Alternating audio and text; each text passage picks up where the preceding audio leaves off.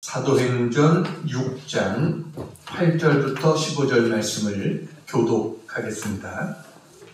스데반이 은혜와 권능이 충만하여 큰 기사와 표적을 민간에 행하니 이른바 자유민들 즉 구레네인 알렉산드리아인 빌리기아와 아시아에서 온 사람들의 회당에서 어떤 자들이 일어나 스데반과 더불어 논쟁할세. 스데반이 지혜와 성령으로 말함을 그들이 능히 당하지 못하여 사람들을 매수하여 말하게 하되 이 사람이 모세와 하나님을 모독하는 말을 하는 것을 우리가 들었노라 하게 하고 백성과 장로와 서기관들을 충동시켜 와서 잡아가지고 공회에 이르러 거짓 증인들을 세우니 이르되 이 사람이 이 거룩한 곳과 율법을 거슬러 말하기를 마지 아니하는도다. 그의 말에 이 나사렛 예수가 이곳을 헐고 또 모세가 우리에게 전하여 준 규례를 고치겠다 함을 우리가 들었노라 하거늘 공회 중에 앉은 사람들이 다 스데반을 주목하여 보니 그 얼굴이 천사의 얼굴과 같더라. 아멘. 할렐루야. 아멘. 오래된 7080 노래라고 할까요? 얼굴이라고 하는 노래가 있습니다. 사진을 보여주세요. 바로 저 윤연선이라고 하는 가수가 부른 그러한 노래죠.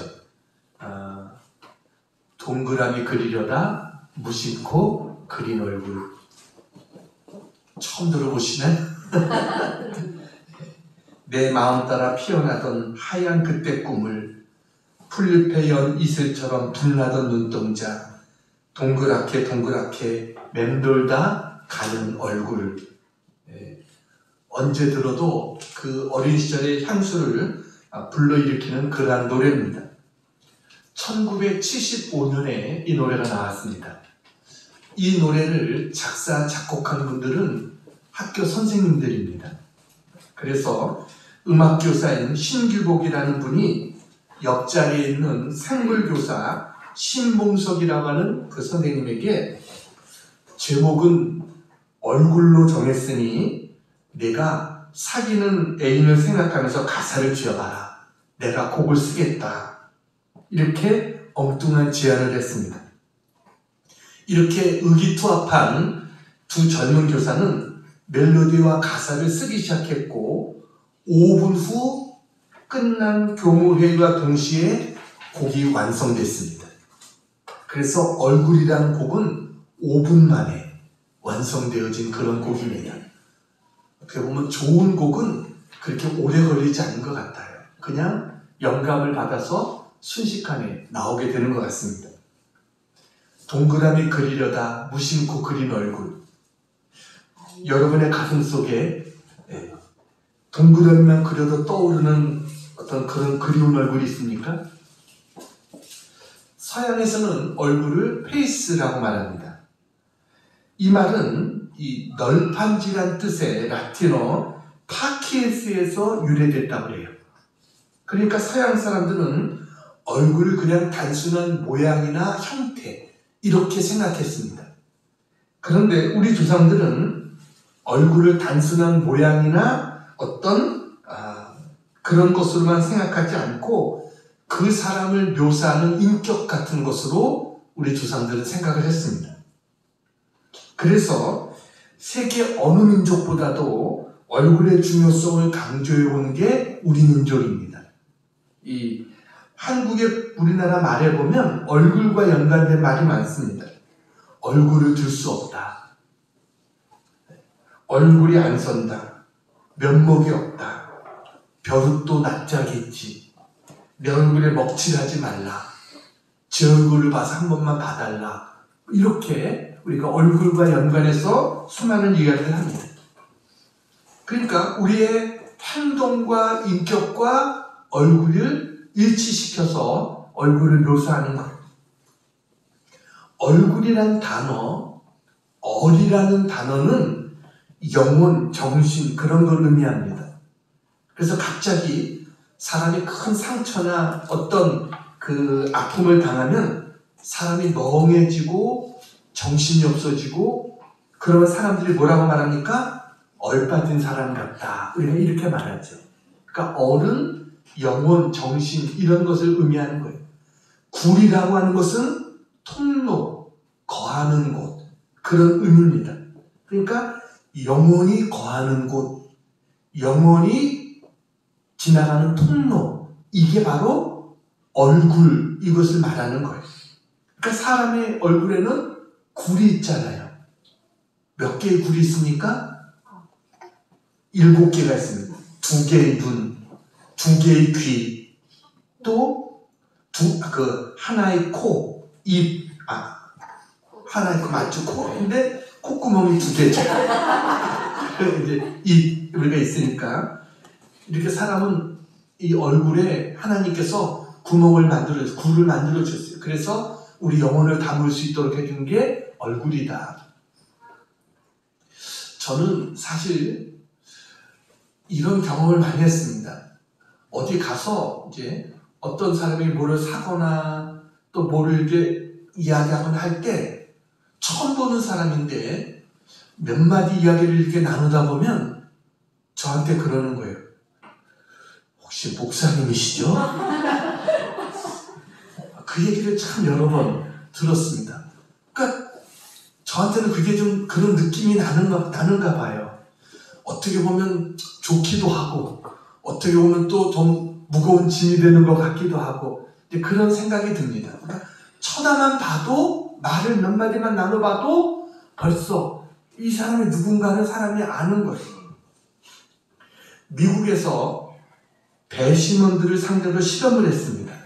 남녀 배심원 5명씩, 그러니까 10명을 놓고 이제 잘생겼다고 예쁘다고 생각되는 그룹, 그 죄수의 그룹입니다. 그 그룹을 재판하는 것과 또 하나는 좀 못생긴 좀 그런 그룹을 이제 재판하는 이 둘로 나눠서 실험을 해봤어요. 그랬더니 나중에 이 잘생겼다고 생각되어지는 그룹에 부과된 벌금이 평균 5,041달러였습니다. 5,041달러. 그런데 좀 못생겼다고 생각되어지는 그런 그룹에 부과되어진 벌금은 10만 52달러, 10만 달러였어요. 그러니까 20배가 넘었다는 거예요. 이 말은 배심원들이 물론 외모를 고려해서 결정을 내렸다 이렇게 보진 않지만 자기도 모르는 사이에 그렇게 되어졌다는 겁니다. 그러니까 사람이 외모로 겉으로 풍기는 인상이 얼마나 중요한 영향을 미치는가 이것을 보여주는 거예요. 요즘 우리 주위에 보면 새로운 말들이 있죠. 꽃미남, 꽃처럼 잘생긴 남자다. 꽃미남, 얼짱이 뭐예요? 얼굴이 짱이다. 얼굴이 잘생겼다. 이런 사람이죠. 자연미인, 뭡니까? 성형하지 않았다는 거죠. 원래 태어난 그 모습의 미인이다. 쌩얼은 뭐예요? 화장하지 않은 그런 얼굴. 훈남이 뭡니까? 정이 가는 남자다. 좀 그런 의미의 말들을 많이 씁니다. 그러니까 얼굴과 관련된 신조어들이 많이 나왔다라는 거예요. 그러니까 다시 말하면 그냥 얼굴이라는 게 그 사람의 삶을 영향을 끼치는 그러한 일들을 한다는 겁니다.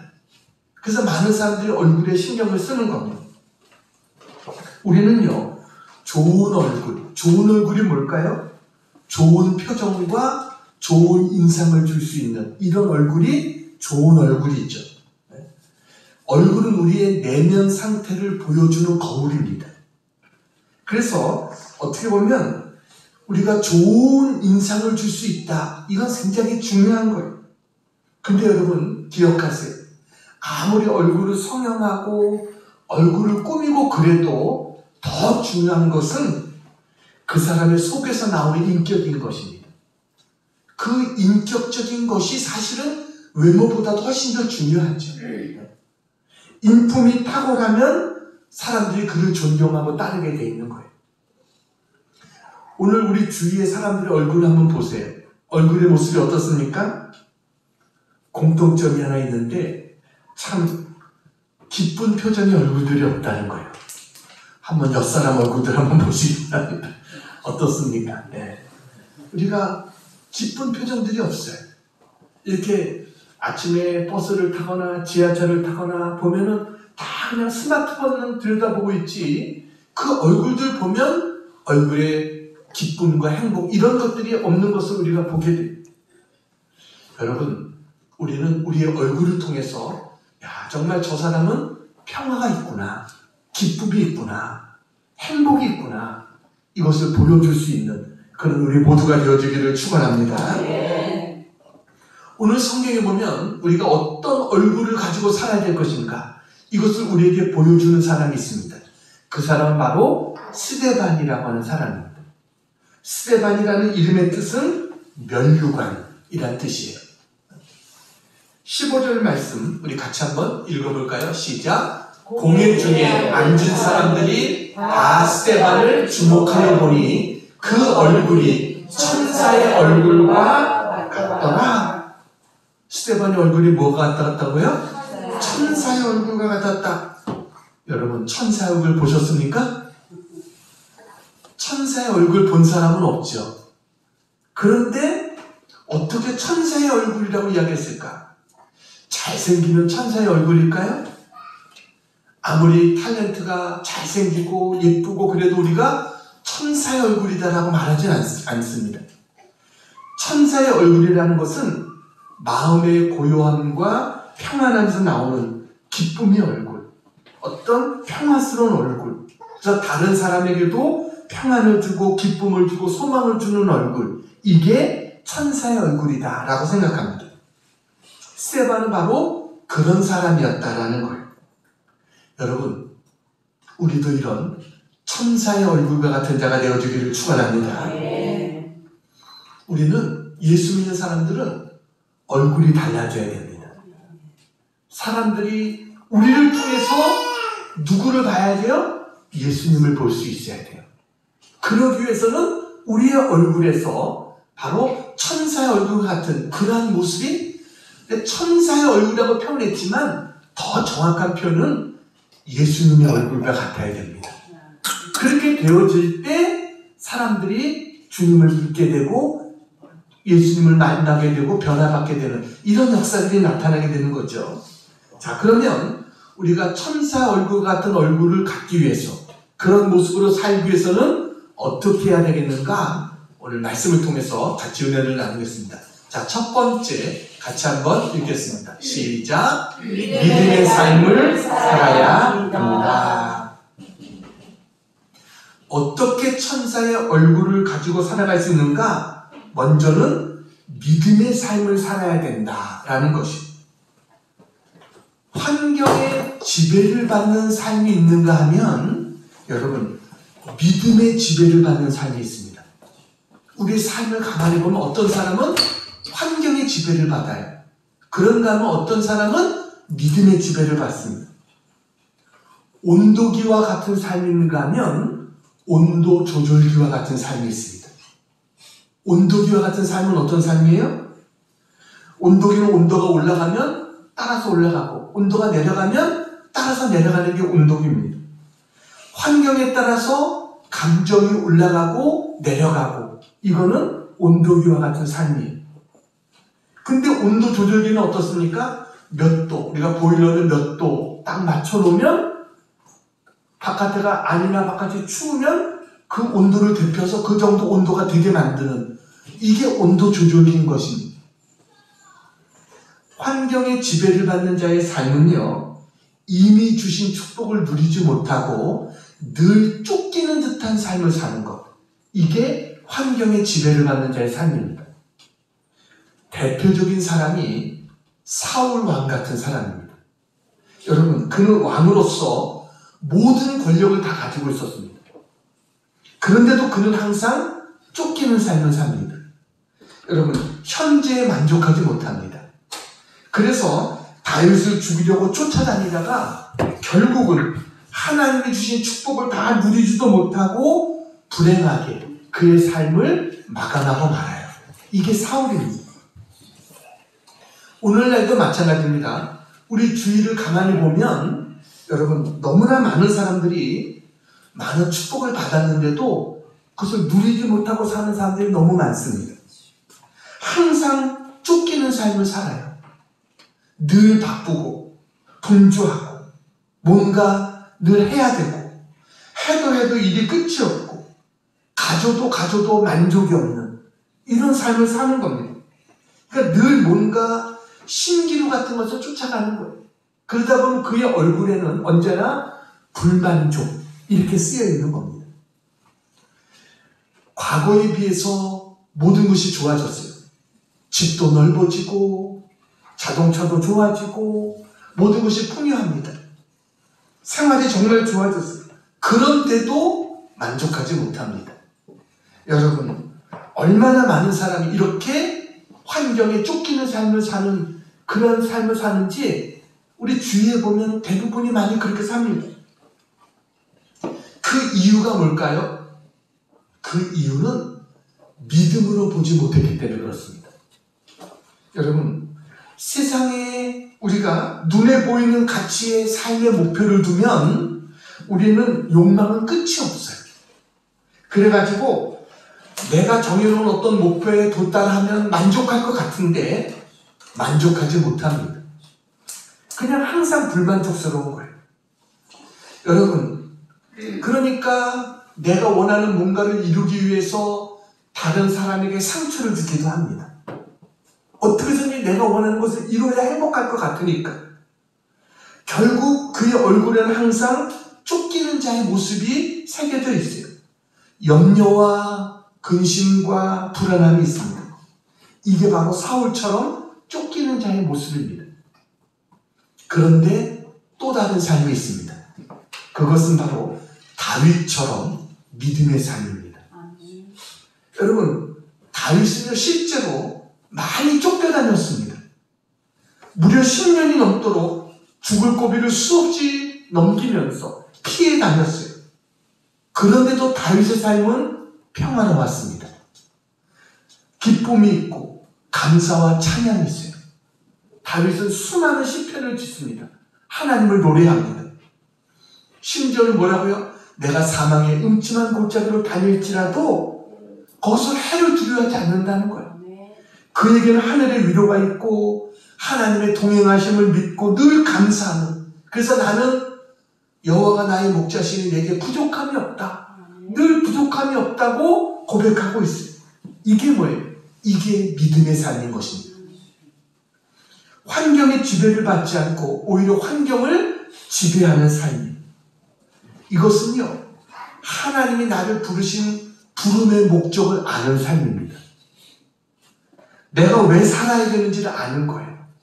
그것이 믿음의 삶이에요. 하나님이 나에게 주신 소명을 알고 그것에 맞춰서 살아가는 삶. 삶의 목적지가 분명하니까 방향도 분명해요. 그러다 보면 쫓길 필요가 없어요. 하나님이 나에게 주신 그 목적을 향해서 가면 되니까 쫓기지 않아요.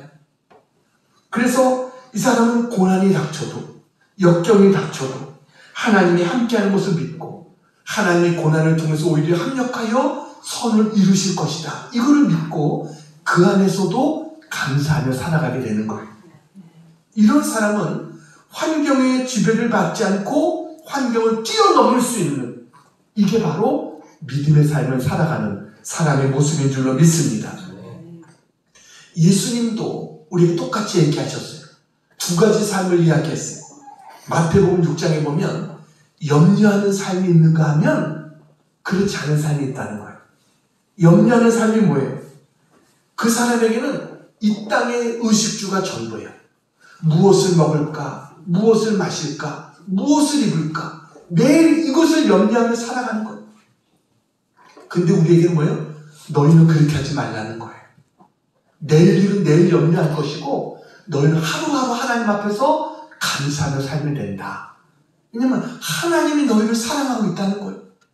공중의 새를 보고 들의 백합화를 봐라. 하나님이 다 먹이고 채워주고 하나님이 지켜주지 않느냐? 하물며 너희일까 보냐?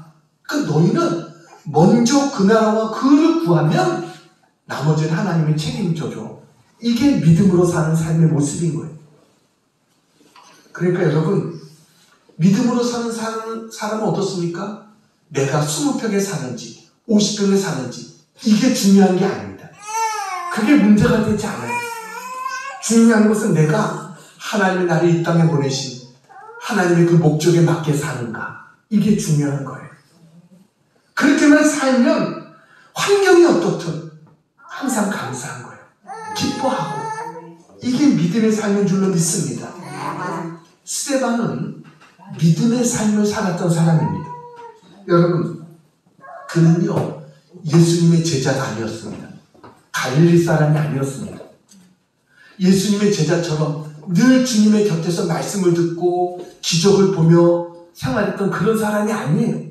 그는 늦게 예수 믿은 사람입니다.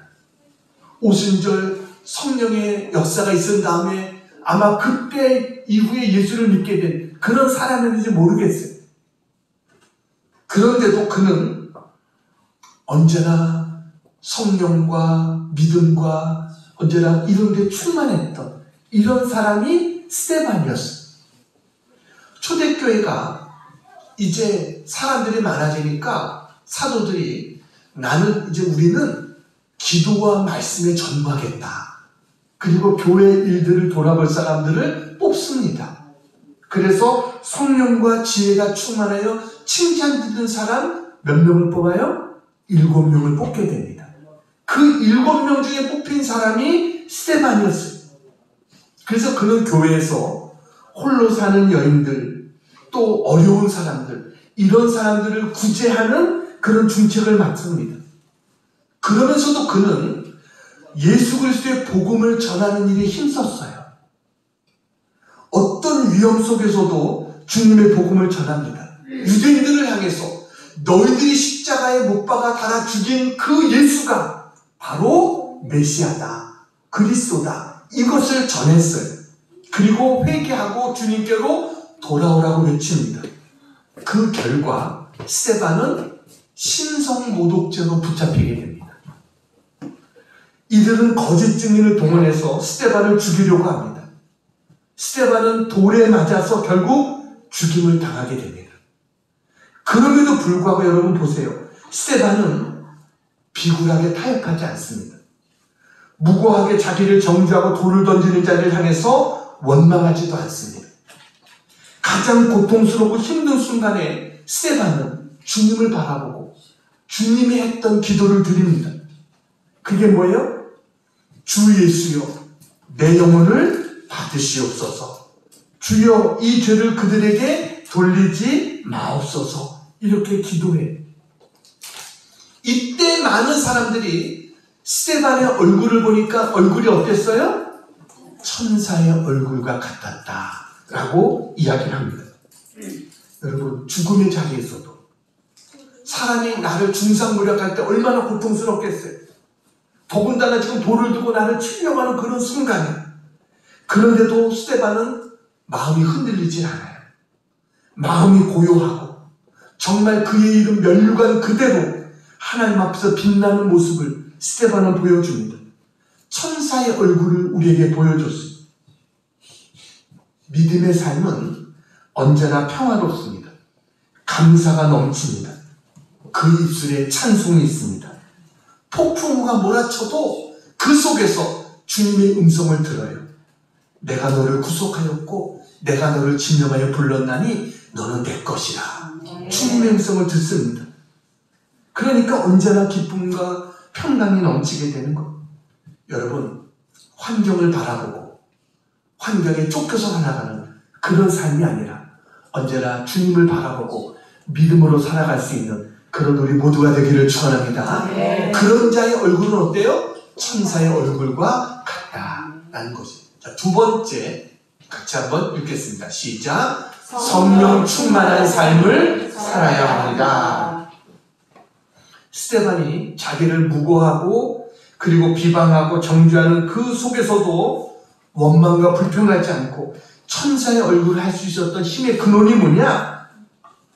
여러분, 우리가 삶을 살 때 힘들고 어렵고 무거운 짐이 우리에게 눌려지고 이럴 때도, 우리가 그런 인생의 터널을 지날 때도 언제나 천사의 얼굴을 할 수 있는 비결이 뭐냐? 그건 바로 성령 충만인 것입니다. 스데반의 삶의 특징은 충만이었습니다. 6장 3절 보겠습니다. 6장 3절 빨간 글씨 읽겠습니다. 시작. 성령과 지혜가 충만하여 칭찬받는 사람 7을 택하라. 이 7 집사를 뽑을 때 뽑힌 사람이 스데반 집사였어요. 5절 말씀 보겠습니다. 5절 빨간 글씨 읽겠습니다. 시작. 믿음과 성령이 충만한 사람 스데반과. 스데반은 어떤 사람이라고요? 믿음과 성령이 충만한 사람이었다. 8절 보겠습니다. 8절 빨간 글씨 읽겠습니다. 시작. 스데반이 은혜와 권능이 충만하여. 은혜와 권능이 충만했다. 10절 보겠습니다. 10절 같이 읽겠습니다. 시작. 스데반이 지혜와 성령으로 말함을 그들이 능히 당하지 못하여. 그러니까 지혜와 성령으로 충만하니까 다른 사람들이 감당을 못하는 거예요. 이 모든 것이 한마디로 스데반은 성령 충만했다라는 것입니다. 스데반은요, 돌에 맞아 죽을 때 하늘문이 열리면서 하늘의 세계를 보게 됩니다. 55절, 56절 같이 한번 읽겠습니다. 시작. 스데반이 성령 충만하여 하늘을 우러러 주목하여 하나님의 영광과 및 예수께서 하나님 우편에 서신 것을 보고 말하되 보라 하늘이 열리고 인자가 하나님 우편에 서신 것을 보노라 한데, 돌에 맞아서 그 고통스러운 순간에 스데반은 눈을 들어서 어딜 봤어요? 하늘을 봤어요. 그랬더니 예수님의 눈과 마주칩니다. 예수님이 하나님 우편에서 서 계신 거예요. 왜 예수님이 서셨을까요? 주님은 앉아 계실 수가 없었어요. 주님은 보좌를 박차고 일어나서 주님은 서셨습니다. 왜요? 사랑하는 제자 스데반을 응원하기 위해서 주님은 보좌 위에 서셨습니다. 스데반아, 힘내야 된다. 담대하라. 내가 너 보고 있다. 내가 너와 함께한다. 주님은 이렇게 스데반을 응원하고 계셨던 거예요. 그때 스데반은 예수님을 바라보면서 예수님이 십자가에서 했던 그 기도를 스데반도 드리게 됩니다. 59절 같이 한번 읽어볼까요? 시작. 빨간 글씨 시작. 주 예수여 내 영혼을 받으시옵소서. 60절 또 있습니다. 시작. 주여 이 죄를 그들에게 돌리지 마옵소서. 예수님이 했던 그 기도를 스데반도 드리고 있어요. 여러분, 왜 우리가 이 땅을 사는 게 힘들고 어렵습니까? 문제가 주님보다 크게 보이기 때문에 그렇습니다. 모든 일들이 불확실하고 다가오는 그런 것들이 걱정스럽게 보이기 때문에, 그래서 우리가 마음속에 염려와 걱정이 있는 거예요. 문제만 보였지 예수님이 안 보였기 때문에 그래요. 여러분, 말씀이 안 들려서 그래요. 주님과의 눈맞춤이 없어서 그런 거예요. 천사의 얼굴을 원하십니까? 원수를 바라보지 마세요. 환경을 바라보지 마세요. 내 속에 있는 걱정과 근심, 세상에서 들었던 그런 얘기들을 쌓아놓지 마세요. 주님의 사랑으로 가득 채우시기를 축원합니다. 아멘. 그럴 때 우리가 천사의 얼굴이 되는 거예요. 세상만 바라보면 천사의 얼굴을 가질 수 없습니다. 보이지 않는 영의 세계를 바라볼 때 우리의 얼굴이 변하게 되는 겁니다.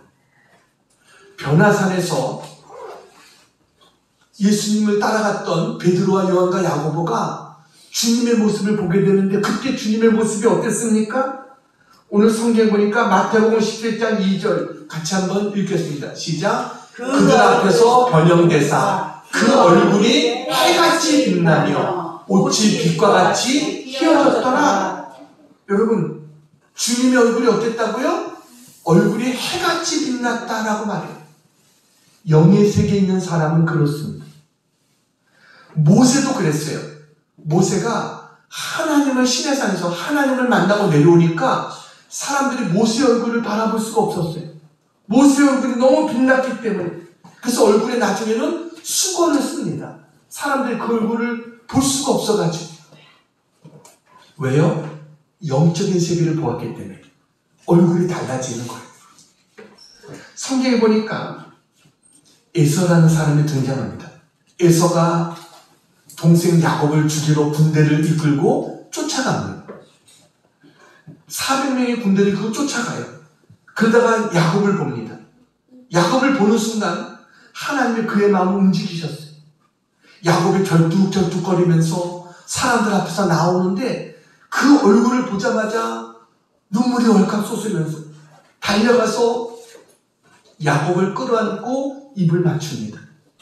그때 야곱이 에서 앞에 절하면서 뭐라고 말합니까? 창세기 33장 10절입니다. 빨간 글씨 같이 한번 읽겠습니다. 시작. 내가 형님의 얼굴을 배운 즉 하나님의 얼굴을 본 것 같사오니. 여러분, 에서의 얼굴이 무슨 얼굴과 같다고요? 하나님의 얼굴과 같다. 왜요? 용서하는 사람의 얼굴이 그와 같다는 거예요. 용서하는 사람이 동생을 죽이러 올 때 그의 얼굴은 마귀의 얼굴 같았을 거예요. 근데 동생을 용서하는 그 순간 그의 얼굴은 무엇의 얼굴과 같아요? 하나님 얼굴과 같이 얼굴이 변해졌어요. 스데반은 돌에 맞아 죽으면서도 여러분 자기를 돌을 던지는 사람들을 용서하고 있어요. 그러니까 그의 얼굴이 천사의 얼굴과 같은 거예요. 우리 59절 60절을 다시 한번 읽겠습니다. 시작. 그들이 돌로 스데반을 치니 스데반이 부르짖어 이르되 주 예수여 내 영혼을 받으시옵소서 하고 무릎을 꿇고 크게 불러 이르되 주여 이 죄를 그들에게 돌리지 마옵소서 이 말을 하고 자니라. 다 용서하니까 스데반의 얼굴이 천사의 얼굴같이 되어졌어요. 여러분, 우리도 성령 충만한 자가 되어지기를 축원합니다. 그때 우리의 얼굴이 천사 얼굴같이 변화되어질 수 있어요. 어떻게 성령 충만할 수 있습니까? 매일 주님과 동행하고 하늘을 바라보고 하나님의 뜻을 헤아리고 기도하는 가운데 말씀을 붙들고 말씀대로 살아보려고 애쓰는 삶. 오늘도 내가 하나님 말씀을 듣고 결단했다면 일주일 동안 그 말씀대로 살려고 애쓰는 삶. 그런 삶이 성령의 지배를 받는 성령 충만한 삶인 것입니다. 그런 삶을 살 때 우리의 얼굴이 변화되는 거예요. 우리가 달라지는 거예요. 여러분, 그와 같은 삶을 살아가는 우리 모두가 되기를 축원합니다. 자, 세 번째 같이 한번 읽겠습니다. 시작. 은혜의 삶을 살아야 합니다. 이 세상에 가장 아름다운 얼굴이 어떤 얼굴일까요? 은혜 받은 얼굴입니다. 여러분, 벌써 은혜 받은 사람 얼굴이 달라요. 얼굴이 보기만 해도 행복해져요. 8절에 보면 8절에 그랬습니다. 8절에 스데반이 뭐라고요? 은혜와 권능이 충만하여. 스데반은 은혜가 충만했어요. 성령이 충만했을 뿐만 아니라 은혜가 충만했어요. 충만했다는 것은 이례적인 것이 아닙니다. 이것은 계속해서 흘러넘치는 것, 이게 충만한 거예요. 그러니까 컵에 물이 반만 있는 게 아니라 꽉 차가지고 계속 흘러넘치는, 이게 충만한 것이. 여러분, 스데반은 항상 하나님의 은혜가 그에게 충만했어요. 오늘 성경은 스데반에서 말합니다. 지혜와 믿음이 흘러넘쳤고 성령과 권능이 흘러넘쳤고 또 그런 그에게 은혜가 흘러넘쳤다라고 성경은 이야기합니다. 많은 사람들이 주님을 믿고 알고는 있습니다. 은혜에 대해서 압니다. 그런데 문제는 그 은혜가 그의 삶 속에 얼마나 흘러넘치고 있느냐, 이게 다른 거예요. 어떤 사람은 졸졸졸졸 이렇게 흐르는 사람이 있는가 하면 어떤 사람은 폭포수같이 이 은혜가 흘러넘치는 사람이 있어요. 여러분, 스데반에게는 얼마나 하나님의 은혜가 넘쳤는지 가만히 있을 수가 없어요. 그래서 그는 사도도 아닌데도 주님의 복음을 전하기 위해서 견딜 수가 없어요. 그래서 유대인들에게 가서 말씀을 증거하는 거예요. 그 안에 이것이 차고 넘쳤기 때문에. 여러분, 우리의 삶은요 전부 하나님의 은혜 가운데 이루어지는 줄로 믿습니다. 구원받는 것도 하나님 은혜고 당연한 것 하나도 사실 없죠. 모든 것이 하나님의 은혜인 것이. 우리는 하나님의 은혜를 언제나 잊지 않는 그런 우리 모두가 되기를 축원합니다. 그래서 우리의 얼굴에 언제나 은혜 받은 자의 모습이, 언제나 정말 하나님의 은혜로 충만한 그런 모습이 우리의 얼굴에 나타날 수 있는 그와 같은 우리 모두가 되기를 축원합니다. 가난하지만 따뜻한 마음을 가진 이웃들의 이야기를 그린 연탄길이라고 하는 책이 있습니다. 연탄길. 이철환이라고 하는 작가가 지은 그러한 책입니다. 사진을 보여주세요. 저분이 바로 이철환이라고 하는 작가입니다. 저분이 쓴 글 중에 이런 얘기가 있습니다. 어느 겨울 저녁 무렵인데 중학교 동창을 만났답니다. 그래가지고 식사를 마치고 함께 이렇게 가다가 강아지를 파는 할머니를 만났습니다. 이 할머니가 6마리 강아지 중에 다 팔고 이제 2마리가 남았다. 그러니까 한 마리만 사가라. 할머니가 이야기를 하더라는 거예요. 그러면서 할머니가 이렇게 얘기를 했어요. 사람들은 예쁜 놈부터 더 골라 산다. 이렇게 2마리가 남았을 때는 그래도 마음이 좀 괜찮은데 한 마리만 남으면 마음이 좀 짠하다. 마음이 좀 아프다. 그런 얘기를 합니다. 왜냐하면 이놈이 제일 못생겼구나. 그런 생각이 드니까. 그러니까 마음이 좀 약간 짠한 그런 마음이 있다는 거예요. 근데 저 이철환 저 작가가 가진 돈이 없어가지고 강아지를 사지 못했다는 겁니다. 그래서 돌아오는데 내내 마음이 좀 편치 않았대요. 왜냐면 어린 딸이 얼마 전부터 강아지를 사달라고 졸랐다는 거예요. 근데 다음 날이 딸의 생일이었답니다. 그래서 생일 선물로 사주고 싶지만 돈이 없어서 강아지를 살 수 없으니까 강아지 인형을 샀대요. 버스 안에서 딸아이는 강아지 인형을 안고 잠이 들었답니다.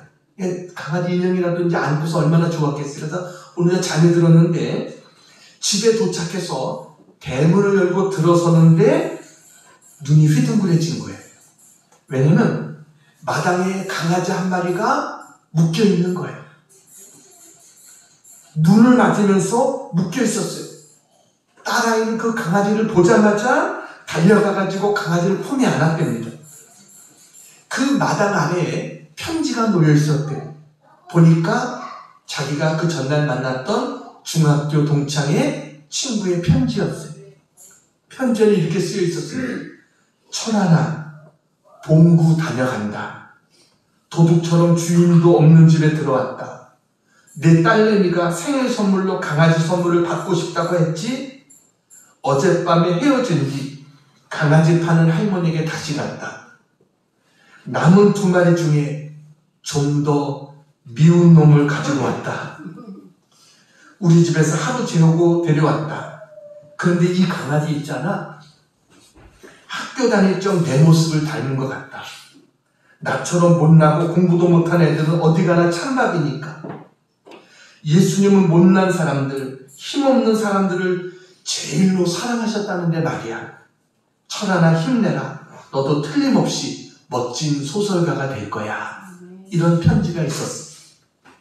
친구의 편지를 받아들고는 정말 한없이 눈물을 흘렸다. 그런 이야기를 그 글에 쓴 것을 봤습니다.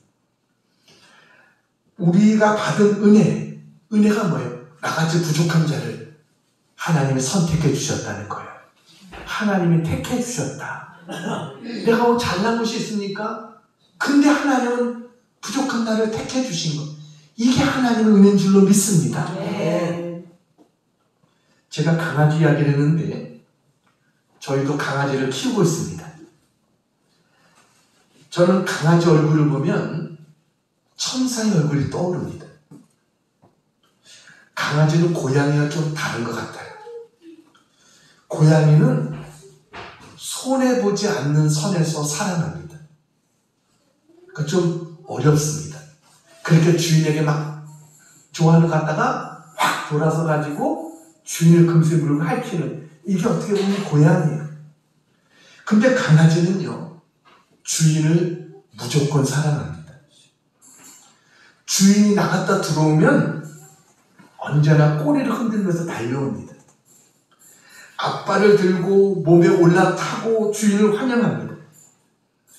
강아지는 얼굴만 보면 슬픈지 기쁜지 당장 알 수 있습니다. 개는요, 음흉하지 않습니다. 사람은 두 가지 모습을 다 가지고 있지만 개는 그러지 못해요. 좋은 건지 싫은 건지 그 얼굴에 다 나타나요. 주인이 무엇을 먹고 있으면 간절한 눈빛으로 쳐다봅니다. 주인 발 앞에 딱 앉아서 주인을 간절한 모습으로 쳐다봅니다. 그 눈빛을 보면 마음이 약해지지 않을 수가 없습니다. 강아지는 사랑하는 이의 발소리만 들어도 좋아서 어쩔 줄을 모릅니다. 저는 그 모습을 보면서 나도 하나님의 음성을 저렇게 좋아할까? 그런 생각을 하게 됐어요. 강아지가 주인을 좋아하는 것처럼 나도 하나님을 과연 그렇게 좋아하나? 또 한편으로는 그런 생각도 들었습니다. 제가 강아지를 쳐다보면서 이뻐하는 그 모습을, 제 자신의 모습을 보면서 하나님께서도 나를 이렇게 이뻐하시겠지, 그 생각이 드는 거예요. 나같이 부족하고 연약해도 하나님이 이렇게 사랑하시겠구나, 그렇게 생각하니까 모든 것이 은혜다라는 생각이 듭니다. 은혜로 사는 사람의 모습은 천사 같습니다. 수르보니게 여인이 예수님 앞에 자기 딸의 문제를 가지고 나왔습니다. 그때 이런 얘기를 하죠. 마태복음 15장 27절 같이 한번 읽어볼까요? 빨간 글씨 시작. 주여 올소이다마는 개들도 제 주인의 상에서 떨어지는 부스러기를 먹나이다. 주님, 개들도 제 주인의 상에서 떨어지는 부스러기를 먹나이다.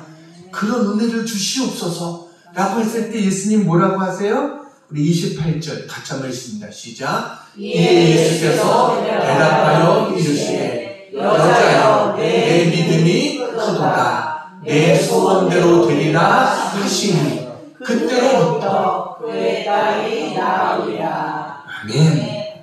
예수님은 은혜를 간구하는 자의 기도를 응답해 주셨어요. 여러분, 우리는 모든 것이 하나님의 은혜인 줄로 믿습니다. 스데반은 은혜가 충만했기 때문에 가장 힘든 순간에도 주님의 은혜를 기억해요. 나 같은 자를 구원해 주신 주님, 그 주님의 은혜를 기억하니까 돌에 맞아 죽으면서도 그의 얼굴은 천사의 얼굴과 같았다. 여러분, 스데반의 이 천사의 얼굴 같았던 얼굴, 이 모습은 스데반을 죽이는 자리에서 함께하고 있었던 사울이라고는 청년의 마음속에 폭탄과 같은 충격을 안겨주게 됩니다. 사도 바울이 예수 믿기 전에 이름이 뭐예요? 사울이었어요. 사람들은 스데반을 죽이기 위해서 자기 옷을 벗어서 사울이라고는 청년의 발 앞에다 그 옷을 두었어요. 사울은 그 모습을 다 지켜보고 있었어요. 돌에 맞아 죽으면서까지 천사의 얼굴하고는 스데반의 모습을 보면서 사울이란 청년은 마음에 큰 충격을 받게 됩니다. 여러분, 그래서 어떤 주석가는 이렇게 말했습니다. 스데반이 남겼던 천사의 얼굴은 그 모습을 지켜보던 청년 사울의 마음에 충격을 주었다. 사랑의 원자폭탄을 터뜨렸다. 천사의 얼굴은 사울을 포로했다. 이렇게 이야기했습니다. 천사의 얼굴은 원수를 친구로 만듭니다. 핍박자를 위대한 전도자로 바꾸는 힘이 있는 줄로 믿습니다. 오늘 우리도 천사의 얼굴 같은 모습으로 살기 위해서 첫째는 뭐예요? 믿음의 삶을 살아야 된다. 두 번째는 뭐라고요? 성령 충만한 삶을 살아야 된다. 세 번째는 은혜의 삶을 살아야 된다. 우리도 다 천사의 같은 얼굴로 언제나 하나님 앞에 영광을 돌리며 살아가는 우리 모두가 되기를 주님의 이름으로 축원합니다. 기도하겠습니다. 고마우신 아버지 하나님, 하나님 은혜와 사랑을 감사합니다. 하나님 믿음을 통해 성령 충만과 은혜의 삶을 통해 우리의 얼굴이 변화되게 해 주시옵소서. 나의 변화되어진 모습을 통해 살아계신 하나님을 증거할 수 있게 도와주시고 하나님의 사랑을 나타내 보여줄 수 있는 우리 모두가 되게 해 주시옵소서. 하나님, 우리 사랑하는 성도들 언제나 부름받은 자의 삶을 살게 도와주시옵소서. 쫓기는 자의 삶이 되지 않게 하시고 염려하고 근심하는 자의 삶이 아니라 믿음으로 늘 감사하며 기뻐하는 그러한 삶이 되게 도와주시옵소서. 하나님, 성령 충만을 사모합니다. 저희들에게 성령 충만한 은혜를 베풀어 주셔서 저들의 삶에 성령의 열매가 맺혀지게 하시고 저들의 얼굴이 변화되어지는 귀한 은혜가 있게 도와주시옵소서. 언제나 베풀어 주신 주님의 은혜를 기억하며 은혜 충만한 자의 삶을 사는 자들이 되게 도와주셔서 스데반처럼 이 땅에서도 천사의 얼굴과 같은 모습으로 살아가는 모든 종들이 다 되게 도와주시옵소서. 예수님의 이름으로 기도하옵나이다. 아멘.